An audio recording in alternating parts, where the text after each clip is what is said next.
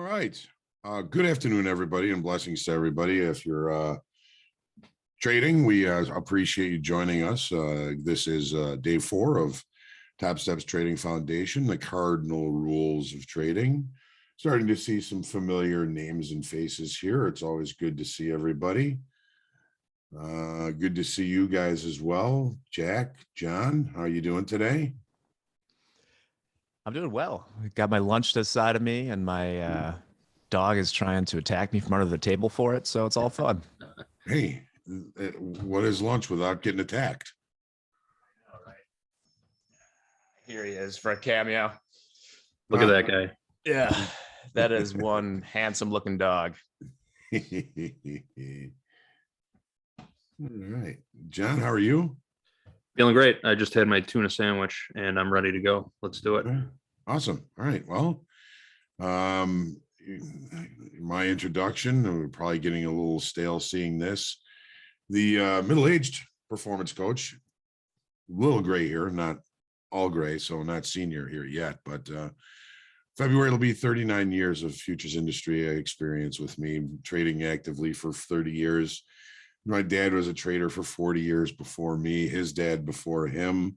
But in 2009, as the opportunities in the trading pit began to dwindle, I stepped out for the last time, started learning to trade on screen, been doing that ever since, and joined Topstep in 2011 because we weren't going to have that safe place to learn on the trading floor anymore.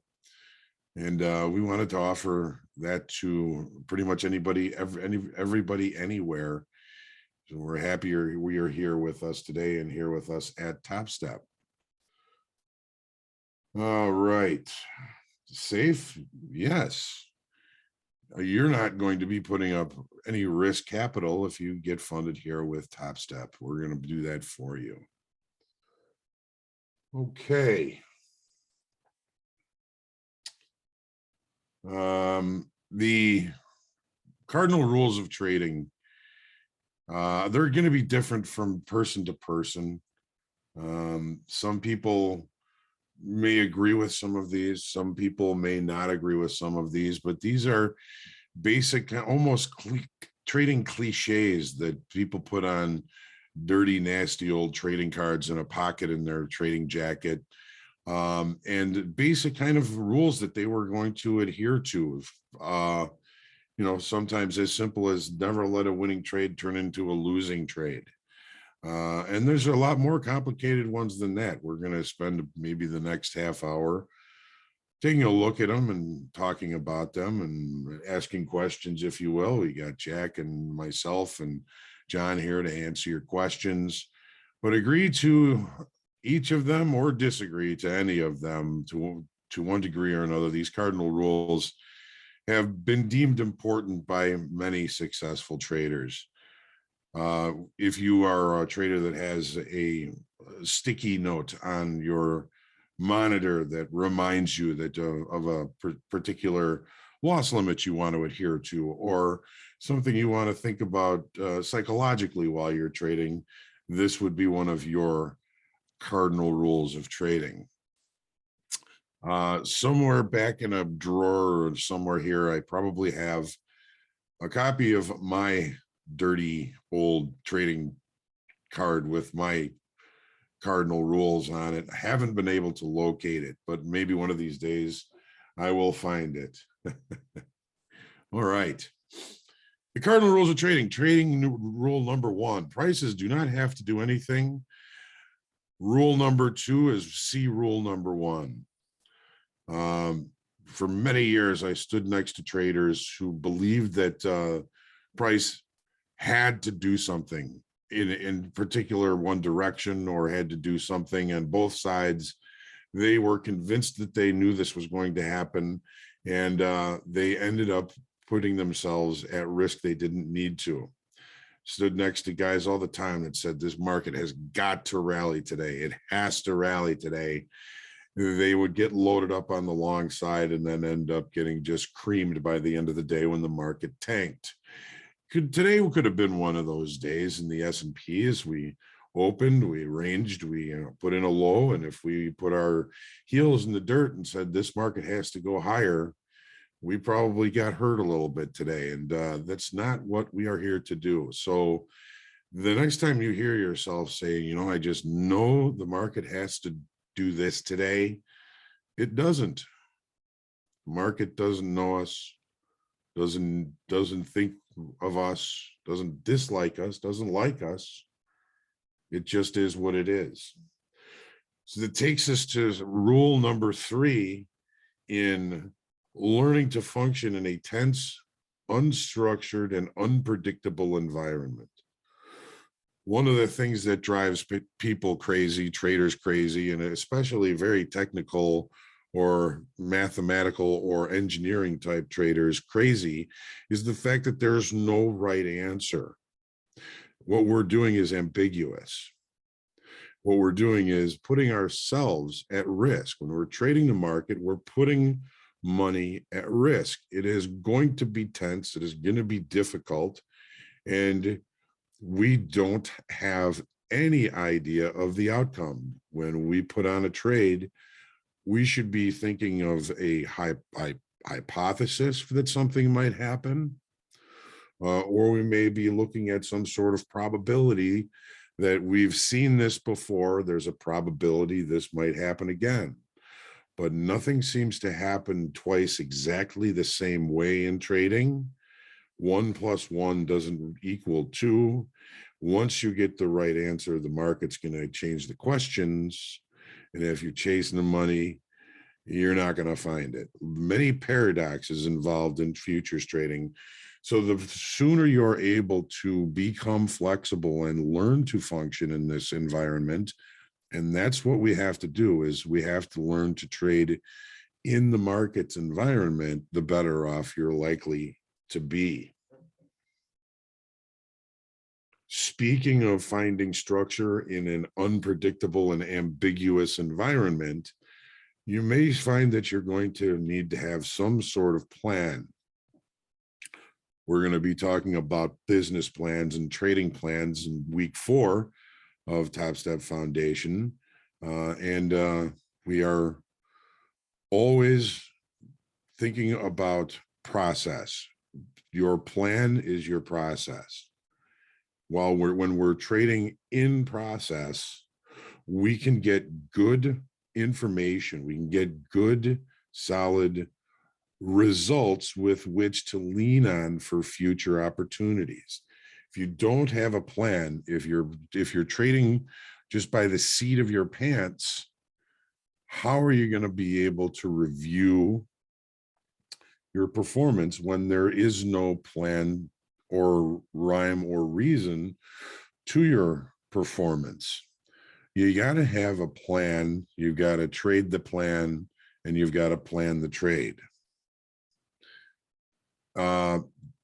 A trading plan, which we're going to again talk about in week 4, it can be as simple as, I'm going to be using pivot points, and when it gets to that pivot point, I'm going to get as close as I can to that pivot point to limit the risk. If it doesn't work, I'll move on to the next opportunity near one of the pivot points. It can be that simple. Just because it is that simple, it's highly reviewable. And speaking of being highly reviewable, you're going to want to keep a log of your trades. A trade log is something that you can print out of your platform. You can keep a list of those. More importantly, I think it's important to keep a journal, and even a journal while you're trading. I know folks that use Edgewonk, which is a platform for traders to keep a journal and keep track of their performance. You can use one of those, or you can do it your way.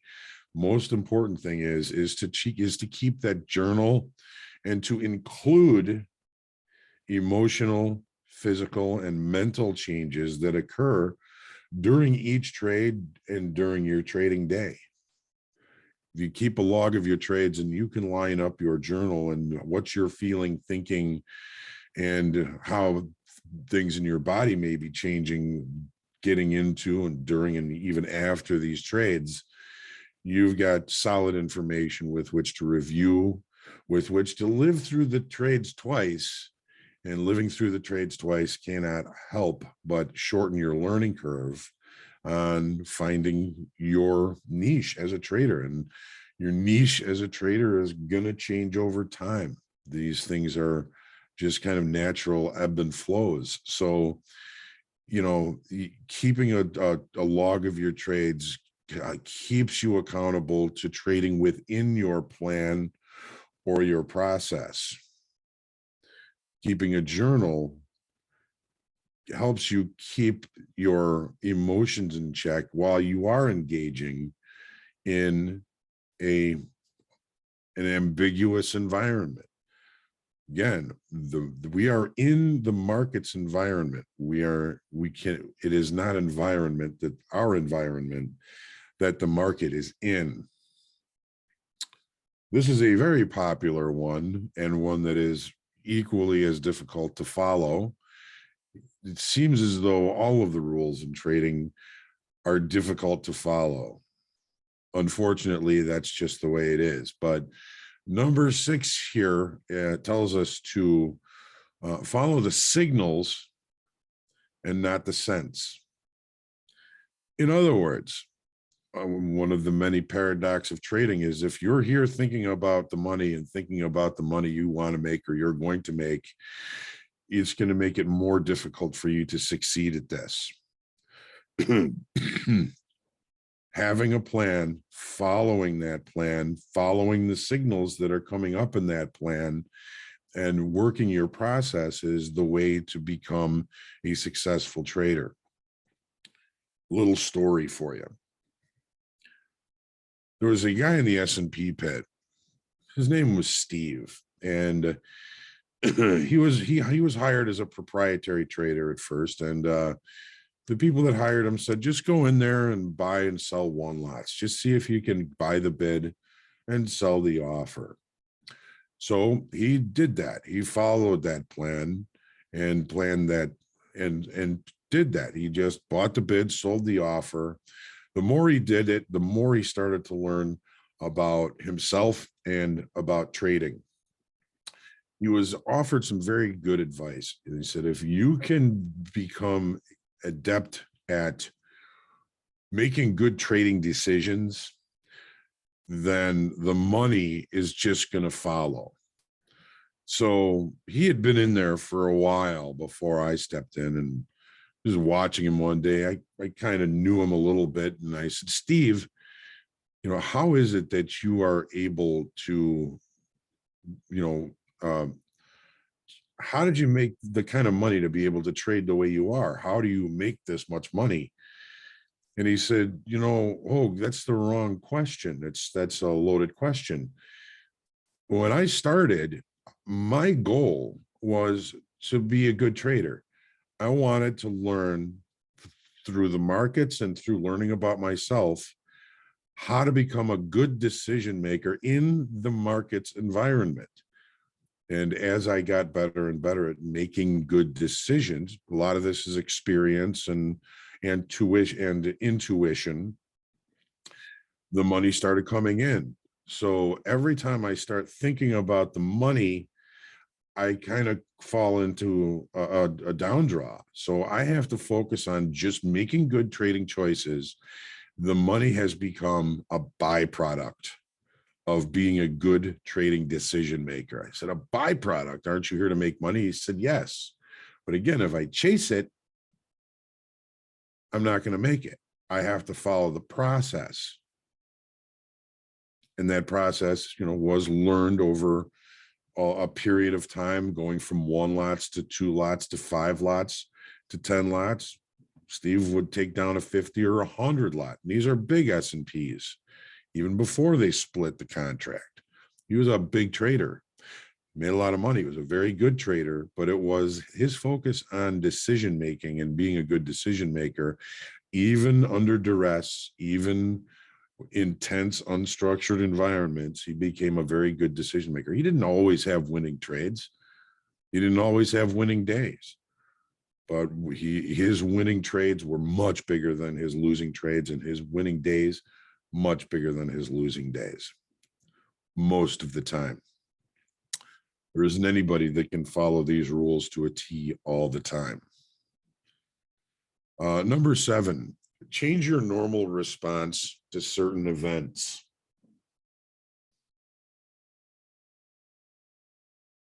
The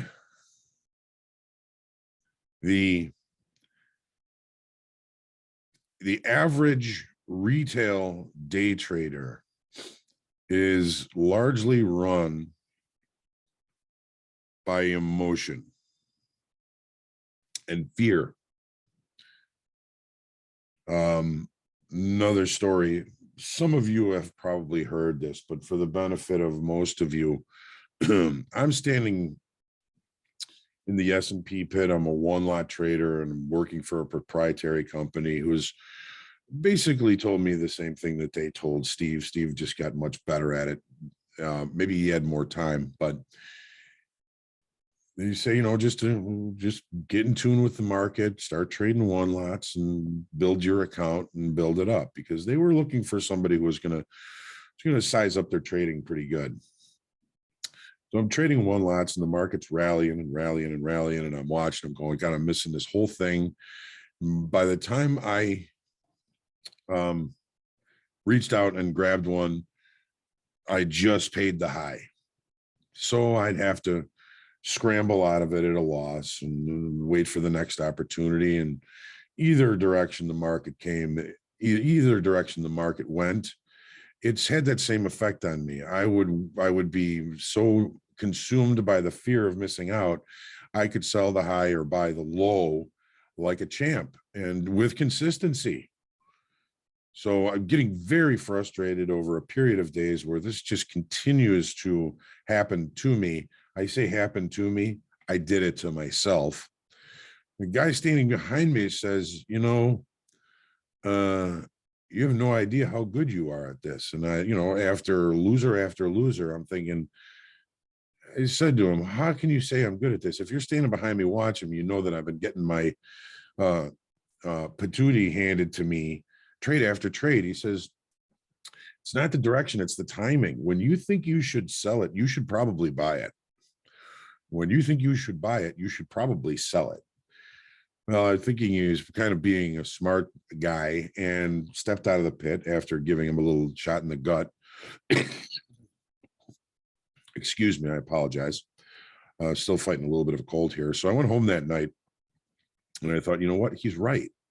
He's right. I am letting the fear of missing out guide my decision making, and I can't do that. Next time I have that same emotion, that same feeling like I'm going to miss out on the big move and I'm going to reach up and buy it, I'm going to try it. I'm going to sell it. And it wasn't too long. The next day I get that feeling, that emotion. Okay, it's time to respond. I'm gonna normally would buy it. So I reach out and sell it. And it was physically painful for me to do that. There's this thing called cognitive dissonance, where you have to act differently than what everything inside you is telling you to do. Well, it worked. I sold it when I wanted to buy it. I got to take a little bit of a profit. Next time I tried it again, it was a little bit less painful, and it worked again. Now, it didn't always work. Of course, there's times when there's going to be continuations in that, but it taught me a valuable lesson. Don't let your decision making be run by fear. Don't let your decision making be run by fear.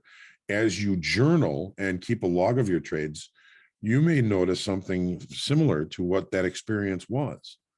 I've learned it over and over again in the pit and on screen, that when I have a sense that it's time to react, I got to double think which way it should be. Because if I were to just follow my normal response in those situations, 9 times out of 10, it's going to be a losing trade. So think about that. Retail traders, usually weaker hands, don't have a whole lot of money, are run around by fear. If you can sense their fear in yourself, you may have a much better opportunity to take the other side, do the opposite of what they do. When you become part of the herd, you become part of the herd. And we all know that the vast majority of traders that try this don't succeed. Now, I believe with all of my heart that more people could succeed at this. They had the time, if they had the money, or if they would just allow themselves the opportunity to accept the change that success can bring. Something we're going to be talking again in further sessions here in Topstep Foundation. Number 8, be ready to take losses. Remember my first day in the trading pit, all the old guys saying, hey, great, congratulations. Make sure you know how to take a loss. To me, it was preposterous. I'm not here to take losses. I'm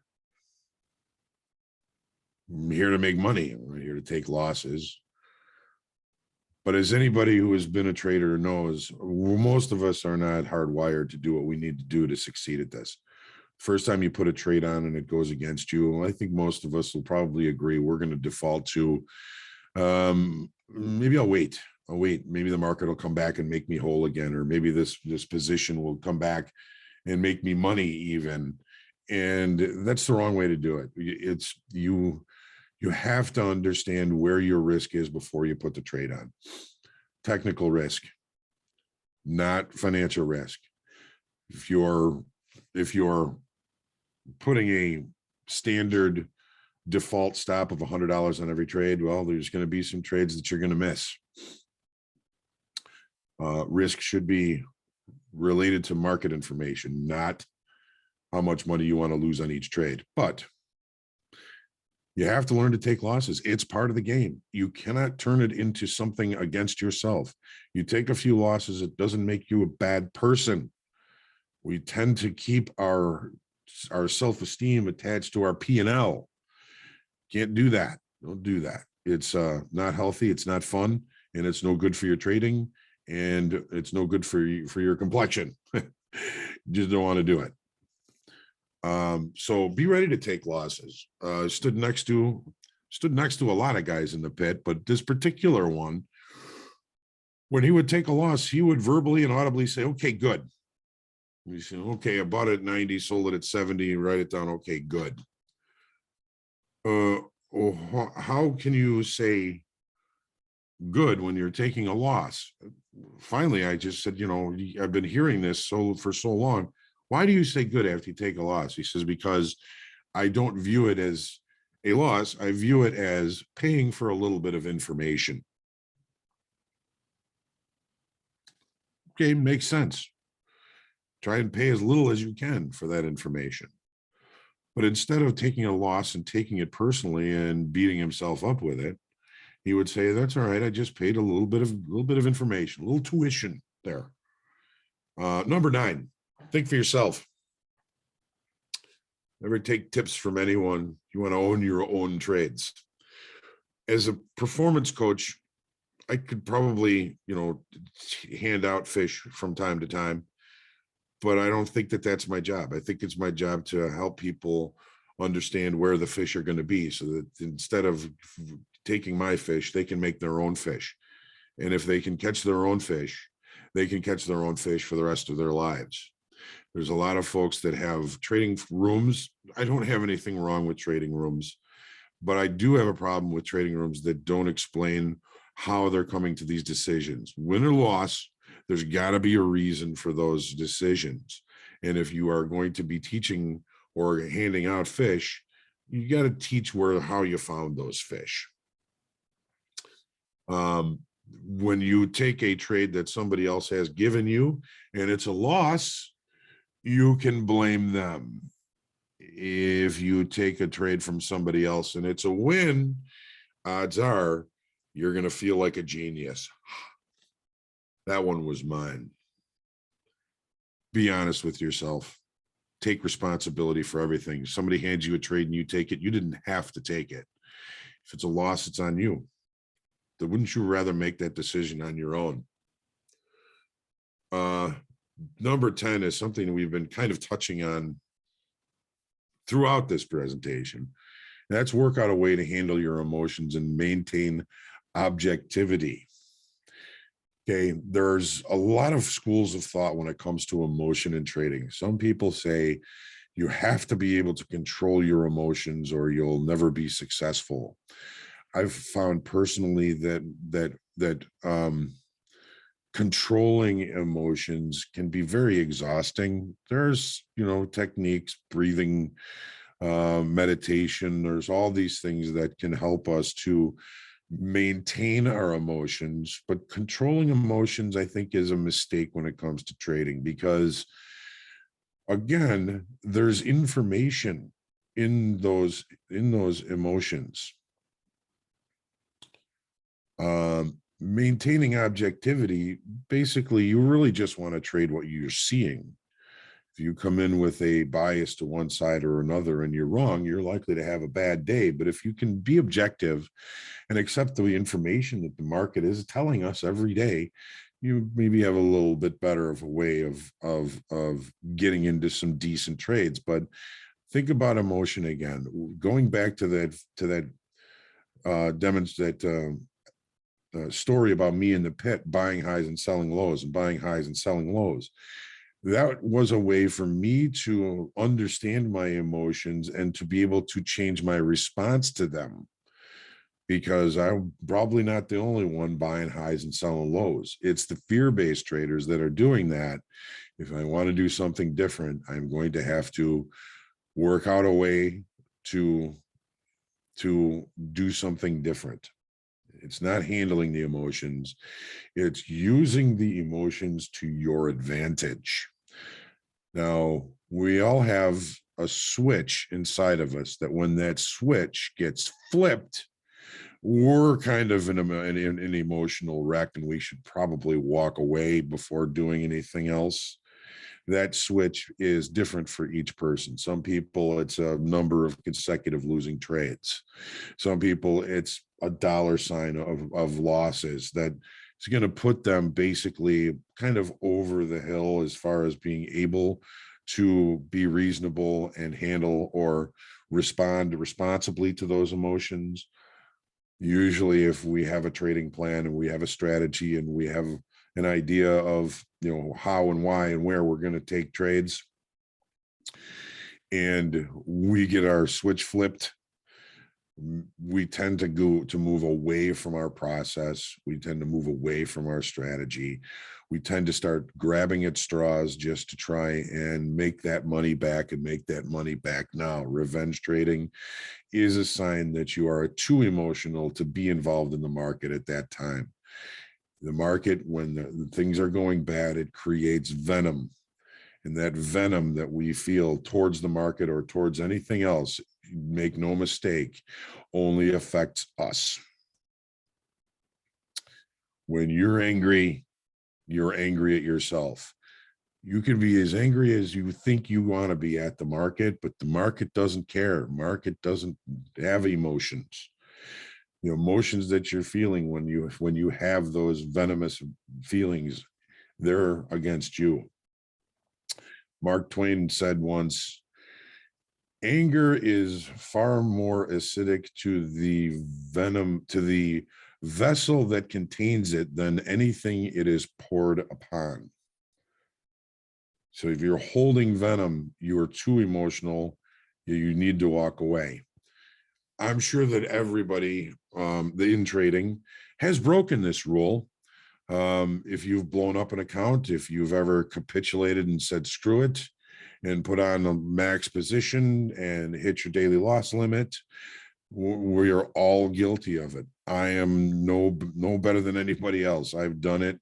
You've done it. We've all done it. If we can recognize where that switch flips and walk away, we're doing ourselves a favor. We're doing ourselves a favor. Sometimes it takes a few times to figure that out. And figuring that out in practice is a good idea.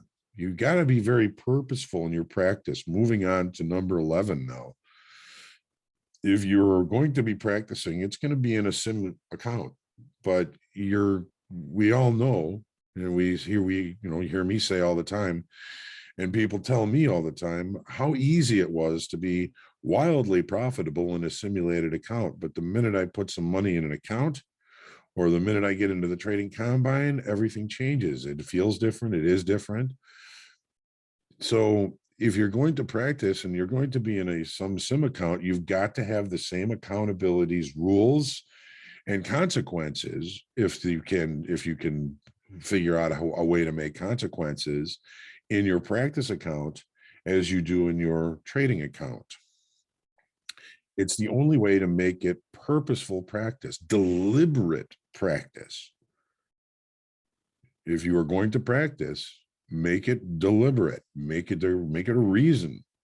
Why did you take each trade? Journal it. How did it feel? All of the same things that you're doing in live trade, you need to do in your practice, just to make it purposeful and, or even more importantly, deliberate.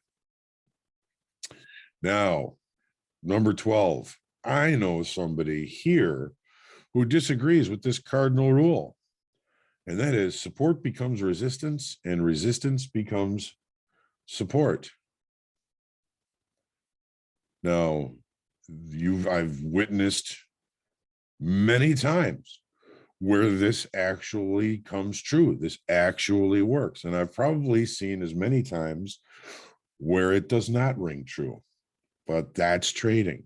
There's a different outcome, and each outcome is going to be slightly different than any outcome you've seen before.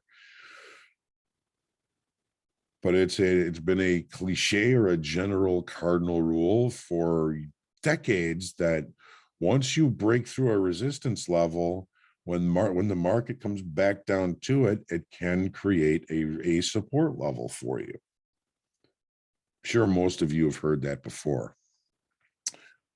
Number 13, have a plan for different market states and a plan for how to recognize different market states. There's two basic market states. Some people say there's as many as 24 different market states. You've got trending and you've got range bound. Market's going to continue moving higher, or the market's just going to go sideways, or it's going to go lower. Either side is a trend. In the middle is range bound. There are two different strategies. Range bound, you're waiting for the extremes and you're selling it at the high of the extreme, you're buying it at the low of the extreme. You're going to do this until it proves wrong. When does it prove wrong? When there's a breakout. When there's a breakout outside, away from balance, you go with the breakout. If that breakout turns into a trend to the upside, there's a different strategy for that. You're buying weakness. You're buying weakness on an uptrend. You're selling strength on a downtrend. Your opportunities are going to be bigger and with higher probability if that market stays in that trend, that you're going to have a successful day, week, month, whatever it is. So the idea that you can have one strategy that's going to work in all market states, maybe you're able to do that. I've never been able to do that. I gotta have a concept, or a context, I should say, of where what the market is doing, how is it doing getting there, and a plan for different market states. Okay, there's range bound and trending. Some people have different market states that are part of trending, a trend reversal, a trend, what do they call it? Well, like you get a trend up and you'll get a bull flag. There's a bull flag that's part of a market state. So think about the market states you're going to be trading. Think about the market state you are trading. Think about the strategy that suits that market state. Number 14, a level that I keep very close to my heart every day on the forecast. One of the things we say is we're always focusing on risk management. Risk management is most important. It's the only thing we can truly control is how much risk we're going to take, preserving capital before profits. When I'm looking at a trade, the first thing I think is, okay, what's the risk on this? Where is the point of invalidation? Where do I need to put my stop technically if this market goes against me?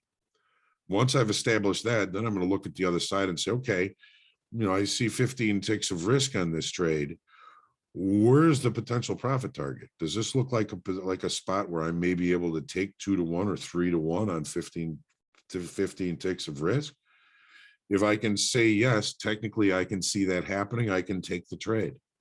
And then if I'm right and I make 30 ticks on that trade and I'm right half the time, and that's pretty much how they go, I can build a fortune that way.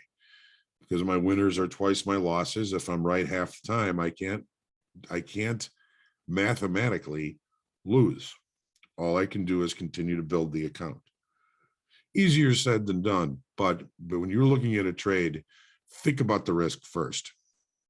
If you are a good risk manager, you're halfway there. All right. This is a very important thing in pit trade as well as screen trade. Always know what position you have, what orders are working, and double check everything at the end of the day, then check it again. We hear a lot of folks that leave orders way off the market at the end of the day, and they end up getting filled and causing rule violations. Just go through it, and every product you trade, hit pull all orders and exit, pull all orders and exit, pull all orders and exit, and then do it again. If in pit trade, when the markets were closed all night, if you did not know your position and you ended up long 5 after the market closed, you were stuck long 5 overnight to the markets open the following day. I tell a lot of stories in this one, but there was a S&P trader who came with big money, but he made a lot of money in the S&Ps, and a friend of mine was his clerk, and I'm over by the pit, just kind of standing by my friend Steve, and his boss leans over and says, "What's my position?" And Steve says, 80. And the boss leans over to him and says, "Long or short?" I said, "Is he serious?" He says, "Yeah, he's serious." He was long or short 80 big S&Ps, but he didn't know. It's kind of an important thing to know. I don't have that kind of money. I need to know my position, and so do you. Big important one here. Exit any unwanted positions or errors immediately. The last thing you want to do is become the accidental trader. I've done it. I admit I've done all of these. It's not a good idea. If you did not plan to take the trade, don't take the trade, especially in screen trading, and especially at Topstep. If you put a position that's too big on, get out of it right away. Don't hesitate. Just get out of it. Take the couple of ticks. It's all right. You'll be all right by losing a couple of ticks instead of having to reset your account, or even worse, establishing a big loss in a position that you didn't intend to take anyways. The last one here, overview of everything. This isn't really a simple cardinal rule, but understanding the many contexts in which trading occurs, market states, how the complexity of the marketplace and your personality both must be taken into account in order to develop the mastery of trading. Jim Dalton says it first. I think it's market knowledge self-knowledge, market knowledge plus self-knowledge times strategy equals mastery. Take your time. Think about these things. Set up your own cardinal rules. They're very personal. Some people would never have one of these, have some of these on their cardinal rules. Somebody might have them all. Always, always, always stay in your process. If your process is good, you'll make money. All right. How are we doing, guys? That was 45 minutes, went pretty fast.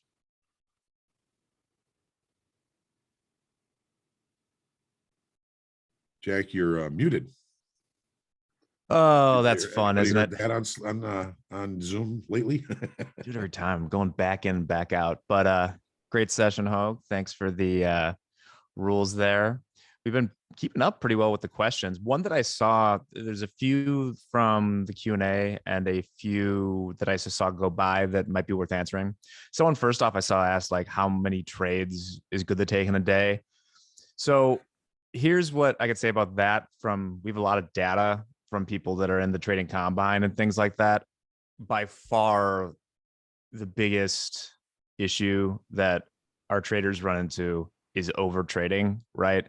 I mean, it is, JD, you have those stats from the yearly highlights email that's going out about what the average win percentages for traders versus, basically what it comes down to is people will take like 40, 50 outright trades in a day. And if you think about it logically, are you really going to see 40 good setups in a day? I mean, probably just take the 5 best or even less. Hogue, what do you think about that? Well, as a disciple of the market profile and the 30-minute chart, I had dinner with Jim Dalton, who wrote Mind Over Markets. And I think he was testing me. He said, so how many, let's say one day in the S&Ps, how many really good, legitimate trades do you see using the profile? And I said, 3 to 5. And he agreed with that. So, but a lot of that depends on your time frame. You know, I'm looking at a longer time frame, a 30-minute chart, and I'm looking to take bigger bites out of the market. You know, somebody who's looking at a 15-minute chart is probably going to see more opportunities, but are they going to be the good ones? Yeah. Oh, would you mind going back to the last slide so they can see those last rules? Sure. Cool. Yeah. And once again, going to the data, it's the number of traders, even though we keep on preaching this, that actually adhere to a few trades a day is pretty low. 40, 50, 100. I mean, I think we saw one person trade like 5,000 NQs in a day or something in a trading combine. That's not a great idea. No, you had to make money. Otherwise you were going to lose your account with commissions.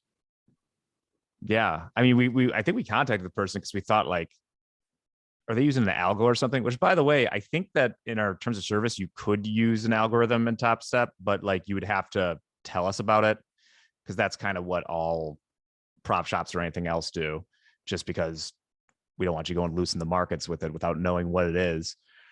But apparently he was just point and clicking. I don't know. It was insane.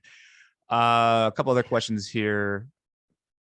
Someone helped us out with this, but Hogue, do you recommend any good books on trading psychology? Yeah, there's Enhancing Trader Performance by Brett Steenbarger. Yes, the Mark Douglas books, Trading in the Zone and The Discipline Trader. The Steenbarger books are really, really excellent. I think there's the Trading Coach and Trading Coach 2.0.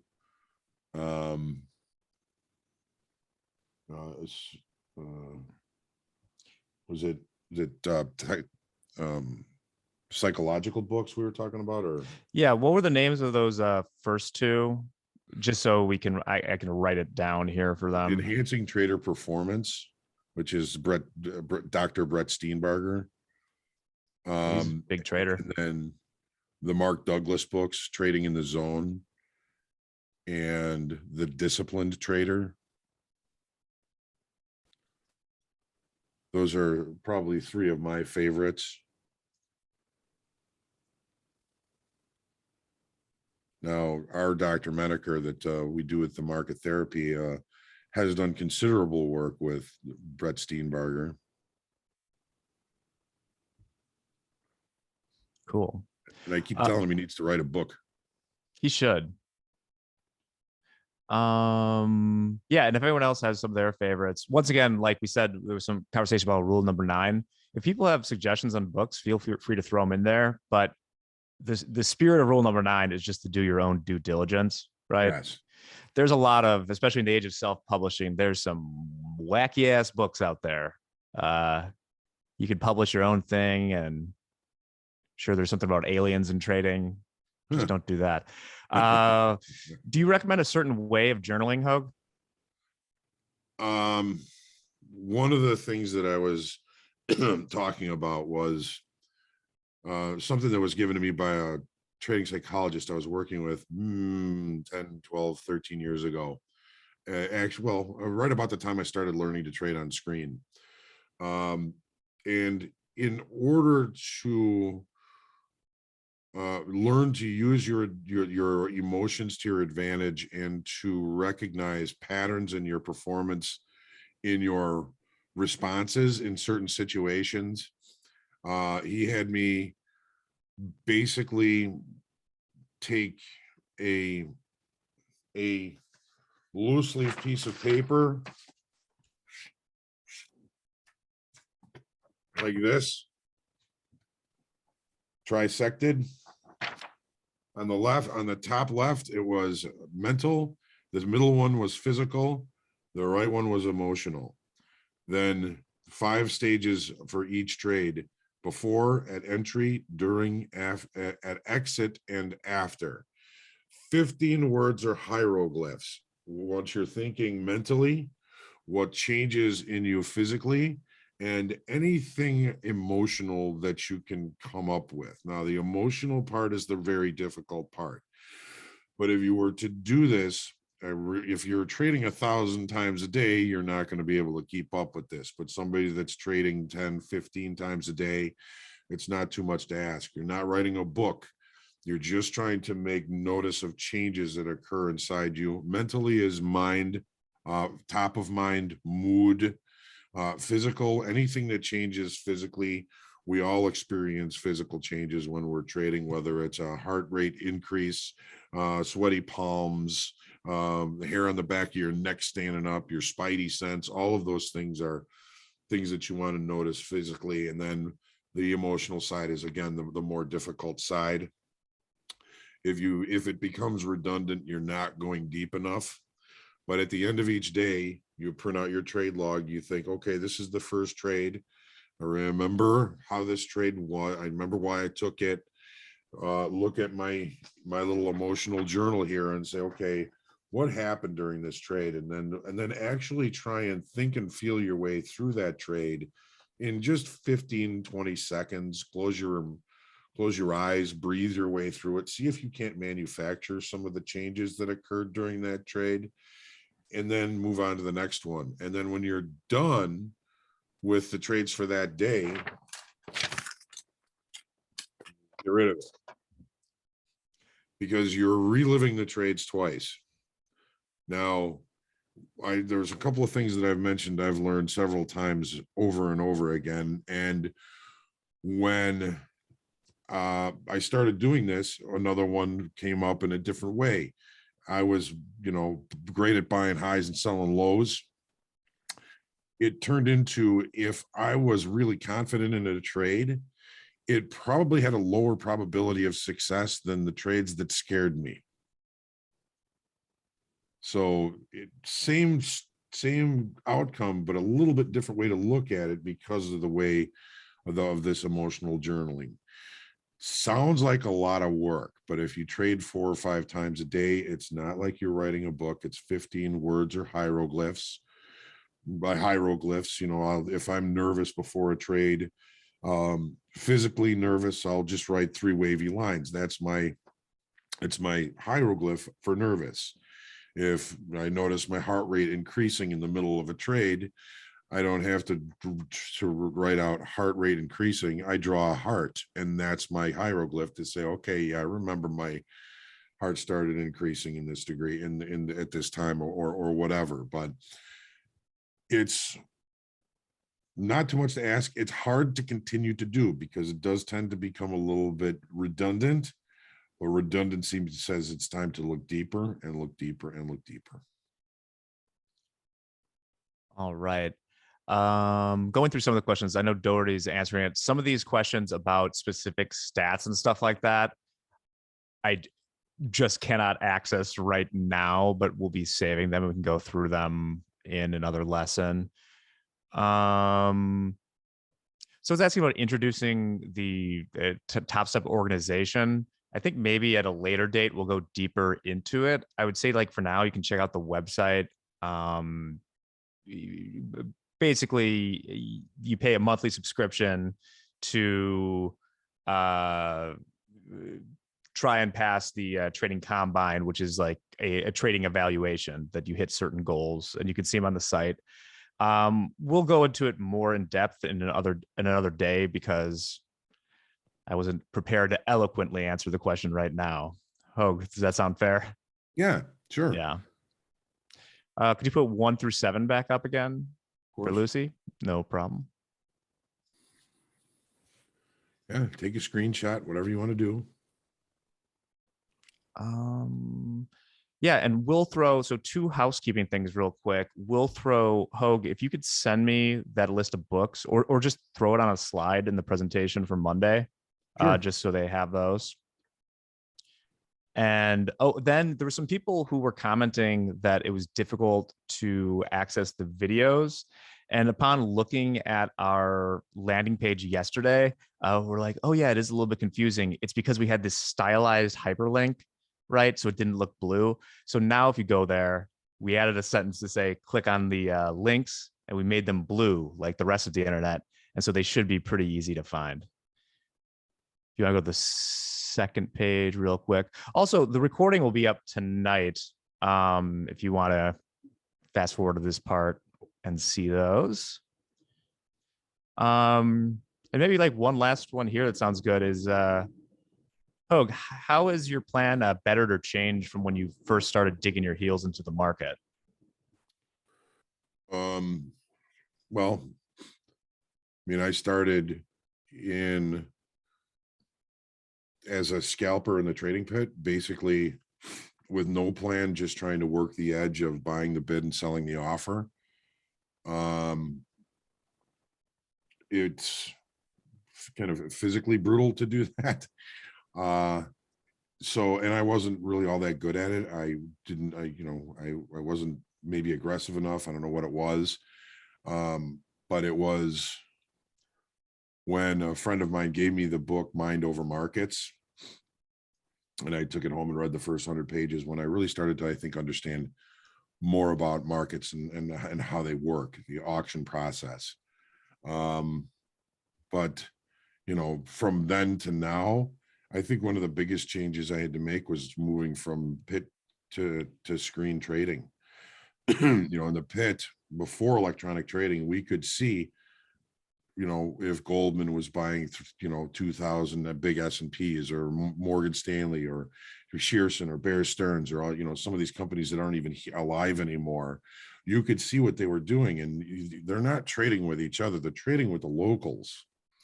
They're trading with the people in the pit that are trading their own accounts. So once in a while, you could see enough of this buying going on where you could see in the eyes of the locals that they were all too short. And when that happened near the end of the day, they probably wanted to get out, and they would fall over each other trying to get out and drive prices higher. So that was one of the advantages of being in the pit, is knowing if the pit is long or short. We don't get to see that now.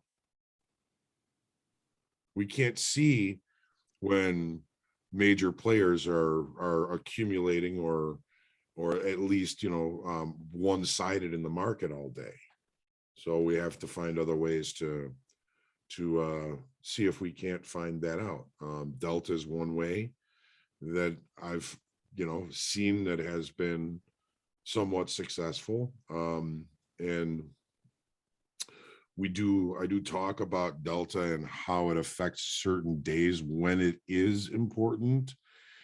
There's days when there's probably weeks or months when open interest doesn't tell me much, but when it does, it's a powerful tool and signal. So if you watch the market forecast, sometimes I'll point out, hey, we've got a 2-day Delta divergence going here. We may be getting a little bit too long or too short against these, and we might find some decent opportunities off those. So if you have questions about Delta, come to a group coaching session next Monday, next Wednesday. By the way, sorry I've been late to those. And I'm going to change the time to 1:30 because this kind of overlaps it a little bit. I get a couple of emails like, hey, where are you? But I'm going to change it until foundations is over, and then we'll go back to 1:00. But I think Zoom will probably send an email out to everybody who's registered, and that way we'll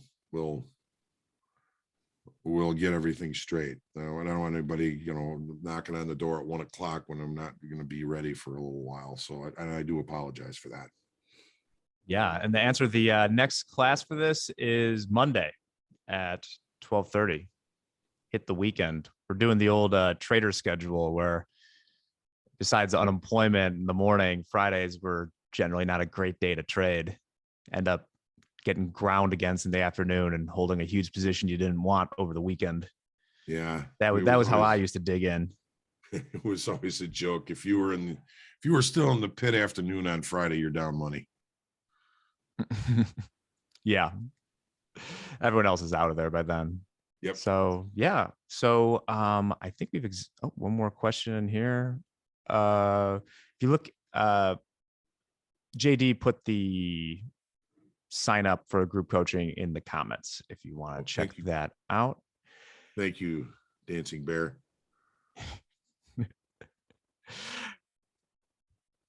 Anyway, so yeah, that's all I guess for this week. Hogue, if you want to give a sign off here, it was great. It was nice to meet you guys all during this. Hopefully you see we're getting into more of the actual trading stuff now. We built the foundation of the foundation, so hopefully we're getting some good stuff from here, Hogue.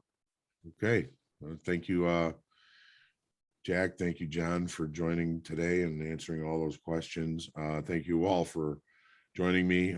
More information, we've got tons of it: forecast, recap, playbook, Q&A with the founder, funded trader interviews, market therapy. All of it is on our YouTube channel. Come check it out. And I've got an extra dad wisdom for us all today. My dad was a trader at the Board of Trade for years. That's a picture of him. I would think about 1959, 1960, something like that. He still had a lot of hair there. And he had a lot of wisdoms when it came to trading. And this one fits today because it is obviously a cardinal rule. Get out when you can, not when you have to. Thank you, everybody. Have a wonderful weekend. Blessings to us all. Pray for us all. And we'll see you on Monday. Monday's topic, trading choices, and we're going to include some choice trading books for you on Monday. So we'll see you then.